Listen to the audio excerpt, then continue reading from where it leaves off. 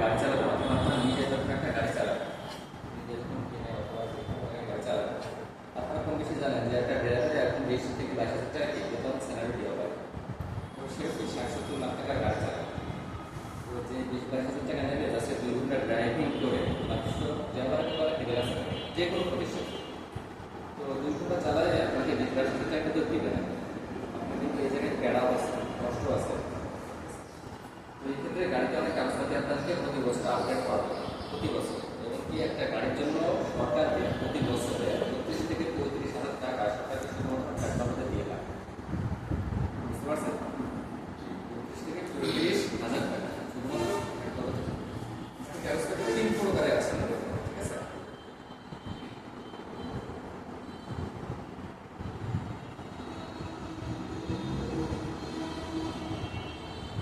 প্রথম আছে আপনার ফিটনেস। ফিটনেস বলতে তো বোঝেন এক্সারসাইজ নাম্বার যেগুলো থাকে, আমরা একটা আপনারা তো এডুকেট করছেন। ফিটনেস বলতে আমরা কি বুঝি যে তার দৈর্ঘ্য কত, প্রস্থ কত, উচ্চতা কত, জ্যোতি কত, রুটির মাপ কত, এসব তো আমরা বোঝা যায়। তো গাড়ির থেকে প্রত্যেকটা গাড়ি আলাদা আলাদা ফিটনেস আছে, মাস্টারকে আলাদা ফিটনেস, ইন্ডাক্টরের আলাদা ফিটনেস। প্রত্যেক গাড়িটা কিন্তু একরকম হয় না। কিছুটা যে গাড়িগুলো আছে নিম্ন গাড়িগুলো আমরা দেখতে পাচ্ছি আবার আমাদের যখন হাই স্পিডে চান তাহলে কি আবার বলবো না লম্বাটা এক এক গাড়ির জন্য এক এক রকমভাবে বাজেট আসে। সব ফিচার্স জন্য 30,000 টাকা থেকে 20,000 টাকা পর্যন্ত চলে আসে। এটা হলো ফিটনেস। দুই আছে আপনার রুট পারমিট, যেটাকে আমরা রোড লাইসেন্স বলে থাকি।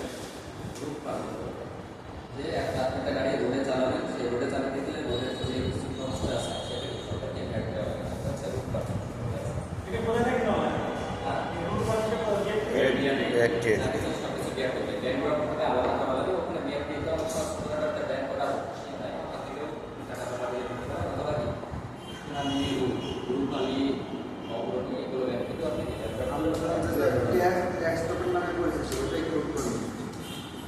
না ট্যাক্স এরপরে আছে ট্যাক্স।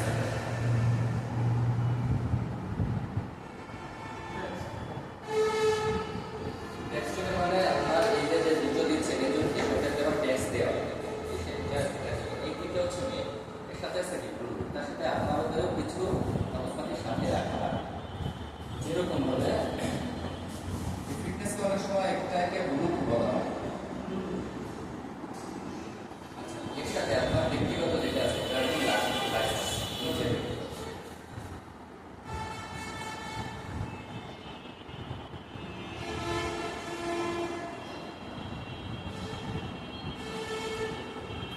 এটা অবশ্যই আপনারা পেশাদারি করে দেবেন। অপেশাদারিটা শুধুমাত্র নিজের গাড়ি চালানো হবে, অন্য কোনো গাড়ি চালানোর কোনো পারমিশন করে শুধুমাত্র নিজের গাড়ি। আর আপনি যদি পেশাদারি করে নেন তাহলে কিন্তু সবার গাড়ি আপনি চালাতে পারবেন। এটা কোনো বাধ্যবাধকতা আছে। তো এটা হচ্ছে নিজের, আর এই কিন্তু হচ্ছে অফিসার যদি লাইসেন্স হয় এক্ষেত্রে কি আমার ওই ট্যাক্স টোকেন বা গাড়ির ফিটনেস এগুলো চেক করবে যে গাড়িটা আমার এটা সবসময়ের জন্য, এটা গাড়ির কাগজ নয়, এটা হচ্ছে আপনার নিজের। গাড়িটা আলাদা, নিজেরটা আলাদা। নিজে তো আপনার অনেক সময় যখন ড্রাইভারগুলো চেঞ্জ করবে তখন তার ওটা করা যাবে, তখন সে যদি তার লাইসেন্স সে নিয়ে যাবে, গাড়ি কাগজপাতি গাড়িতেই যাবে। আচ্ছা, এর সাথে আপনাদের যে কাগজপাতি অতিরিক্তভাবে রাখা লাগবে এটা হচ্ছে 4 নাম্বার, মানে এটা হচ্ছে মেন 4 নাম্বার আছে। আপনারা সিএনজি যে সিলিন্ডারটা ইউজ করে বর্তমানে সিএনজি কিন্তু আমরা যখন গাড়ি বাইরের দেশ থেকে আনা হয়, আমাদের দেশে তো গাড়ি বানায় না, আমরা সম্পূর্ণ এগুলো ইম্প্রুভ করা হয়।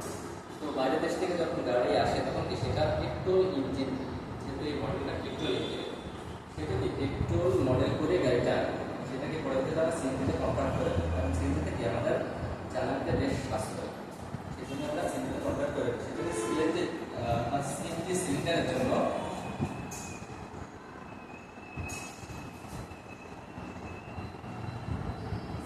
সিলিন্ডারের জন্য এর যে আপনার ওয়ারেন্টি কার্ডটা আছে, এই কাগজটা